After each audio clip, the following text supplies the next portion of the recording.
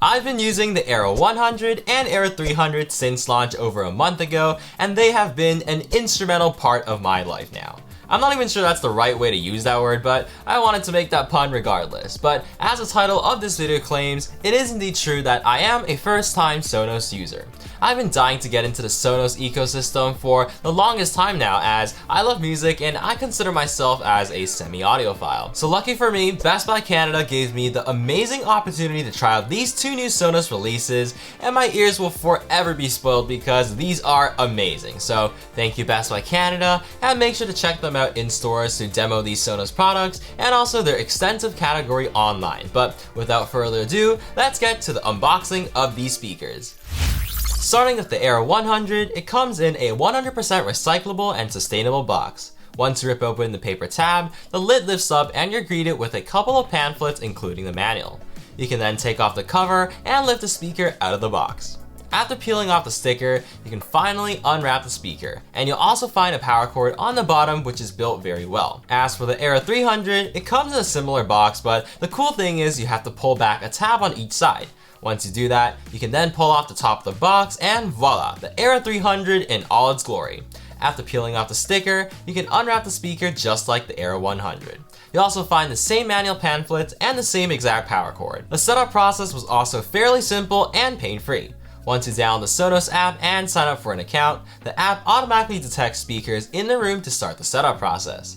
All I needed to do was connect the speakers to my Wi-Fi, choose the room the speaker is in, and do any updates to speakers needed. There's also TruePlay, which I will talk about in the sound section. Alright, now that those are out of the box, let's talk about the beautiful sleek design and features of these two speakers. And I promise I'll get through this really quickly because I know you guys want to hear me talk about the sound quality and the experience. So I have both of these speakers in white and I think they just look absolutely stunning, not to mention the white makes them pretty much fingerprint proof. I've always been a fan of Sonos' design language, and honestly, I just love their clean aesthetic and how all the products just blend into your house. The Era 100 is actually a lot smaller than it looks in person, and it easily fits into a bookshelf, which is great. The Era 300 on the other hand is much bigger and double the weight, but it's actually not as big as you think either. You have to keep in mind that you need to have at least 8 inches of clearance on each side, the back, and the top for optimal sound though. When I originally set the device up, I had it right next to the wall and it didn't sound its best after TruePlay tuning. I will have to mention that I originally did not like the design of the Era 300 when the renders came out as well, but it does look a lot better and sleek in person. And finally, just to touch base on sustainability, Sonos really put the effort into making these speakers more eco-friendly by making these speakers easier to disassemble and repair by not using adhesives and sticking to screws, which means that you can just repair the broken component inside instead of just tossing the speakers. Both speakers are also now engineered to reduce power consumption to 2 watts or less when idle with the new advanced sleep function. Alright, but what about the new features? So new this year is actually the inclusion of Wi-Fi 6 compatibility and Bluetooth 5.0. The inclusion of Bluetooth support is actually a huge change because other than Sonos' portable speakers, there was not a single home speaker with Bluetooth until now. This meant that you only had 2 options to play music, through the Sonos mobile app or through AirPlay 2 if you had an Apple device. Now, with the Bluetooth button on the back, any guests that come over to your house can just connect the speaker using Bluetooth. There's also a USB-C port on the back of the Era 100 and 300, which means that they support a line-in connection. You do have to separately purchase a 3.5mm dongle though, and it does have to be from Sonos because third-party ones don't work. There's also a version with Ethernet since there's no physical Ethernet port on these speakers either now. And in my testing, the line-in port unfortunately does have a bit of a delay, so you won't be able to use these as computer speakers. On a side note, I just want to mention that a workaround for the Era 300 not being able to connect to a TV is that if you have an Apple device like an Apple TV, you can AirPlay your movie or TV show audio directly to the speaker, and it actually works perfectly in sync. I've watched 2 full movies on my MacBook now with the Era 300, and I have been pleased every single time, although you do lose the Dolby Atmos functionality. And now, finally, the most important part about these speakers, sound quality. So for both these speakers, the first thing I did was use the advanced TruePlay tuning mode with my iPhone, in which you just wave your phone up and down while walking across the room. There's actually now a quick tune feature that lets the speaker do all the work, which is the only mode that works for Android users, but it's always advised to use advanced tuning mode if you can. Once TruePlay was set up though, it actually made a huge difference. On the Era 100, it really fixed the dark, warm tone of the speaker and made it ever so slightly brighter. There's also an adjustable EQ now that allows you to fine-tune the bass and treble to your liking. Personally, I turned down the treble ever so slightly as it was a little too harsh in my room, but after that, I was pleasantly surprised by how good the Era 100 sounded, especially considering that I came from an expensive pair of bookshelf speakers. Even at just 30 volume, I find that it easily filled my room, but I usually leave it at 15. The bass is also surprisingly good for the size now, thanks to the new 25% larger woofer, although sub-bass extension is still lacking due to the nature of physics. New this year is also the addition of dual-angle tweeters, which definitely improves the soundstage on the Era 100 compared to the Sonos One. While it won't sound exactly like a stereo pair, the custom waveguides, according to Sonos, amplify the dispersion of sound waves to create a wider soundstage. What I really like about that is, even when you're not directly in the front of the speaker and on the side, sound still comes out towards you and sounds pretty good. But enough about the Era 100 because I really want to talk about the Era 300, which is truly something special. To start off, the Era 300 has 6 drivers for Dolby Atmos and room-filling sound.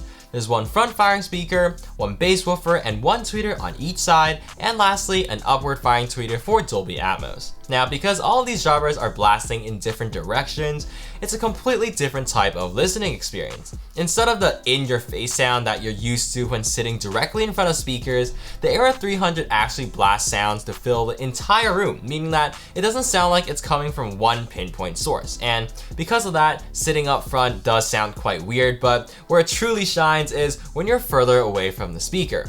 The soundstage is honestly truly incredible, and wherever you stand in the room, it'll actually sound good. Now, here's the thing, the Era 300 can also play Dolby Atmos, which is what Sonos is marketing with the speaker. Being a relatively new thing in the music industry, where most people first hear of this term or experience it themselves is with spatial audio on Apple Music with AirPods. In my personal experience, I don't like the fake soundstage boost as it makes the tuning of the music sound very weird and artificial. And honestly, the same can be said a lot about the Dolby Atmos tracks when played on the Era 300, as it's clear the tracks were not mixed very well and always sound worse than the stereo mode. A lot of pop tracks, especially K-pop songs, are typically the worst offenders. However, when you find good Dolby Atmos tracks that are mixed properly, it's actually an incredibly mind-blowing experience. It's like rediscovering new music for the first time, as the Era 300 adds a level of immersiveness that you can't really reproduce with a normal speaker.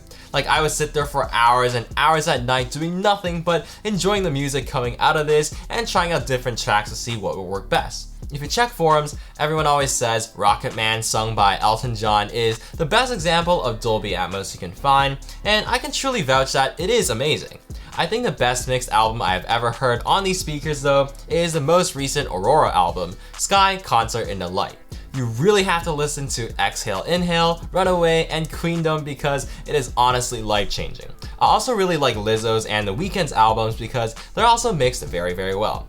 All of Japanese pop is also consistently well mixed for some reason, which is pretty interesting.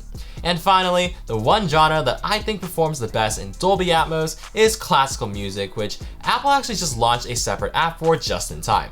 When you blast any orchestral piece of classical music, like the Egmont Overture from Beethoven, it's actually scary how close it can emulate the feeling of you actually sitting in the concert hall. And that's coming from someone who's been attending concerts my whole life as a classical musician. It's truly amazing stuff. And if you're wondering about the volume, 40 is actually already borderline too loud for my living, dining, and kitchen room, so I can't imagine how loud 100 would be, and I'm certainly definitely not gonna try that. I really wish I could afford another Era 300 though, because a bunch of reviewers said that having it in a stereo pair makes it 10 times better, and I really want to try that so badly. And lastly, just to touch on some additional features, I really like how you can easily control music with Sonos voice control. It easily picks up your voice over the music, and just being able to simply pause and play, adjust the volume level, and even add playing speakers without having to open up the app or physically use the speaker is actually super convenient. And lastly, I love the alarm feature in the app because it's just so nice to be able to wake up to music. There's also a sleep timer which turns off music after a certain certain period of time to let you sleep, but the only problem I found was that volume 1 on the Era 100 was still way too loud to allow you to comfortably listen in bed. But anyways, it has been such a blast trying out both of these excellent speakers, and I'm so happy to have joined the Sonos family. It's always been my dream as an audiophile to set up a Sonos home speaker system, and I came away so impressed by my experience with both of these speakers. But yeah, if I miss anything or if you guys have any questions about both of these speakers, definitely drop them down below and I'll try my best to get up to all of them. And also, if you stayed all the way until the end, thank you so much for watching, and if you enjoyed the video, please smash that like and subscribe button, and also check out some of my other awesome content on the channel. But anyways, have a good one guys, and I'll see you guys in the next one.